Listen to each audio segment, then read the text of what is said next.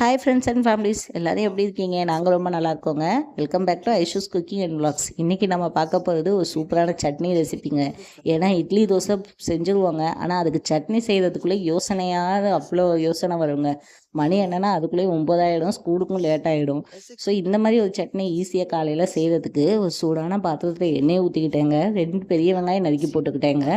6-7 பழம் சின்ன தக்காளி பழம் சேர்த்துக்கிட்டேங்க. 2 பச்சை மிளகாய் ஆட் பண்ணிக்கிட்டேங்க. ஒரு கைப்பிடி அளவு கொத்தமல்லி இலை, ஒரு கைப்பிடி அளவு புதினா இலையும் சேர்த்துட்டு இதுக்கு தேவையான அளவு உப்பையும் போட்டு வதக்கிட்டு ஒரு தட்டில் கொட்டி ஆற வச்சுட்டேங்க. 10 நிமிஷம் ஆறினதுக்கப்புறம் மிக்சி ஜாரில் போட்டு அரைச்சி எடுத்தாச்சுங்க.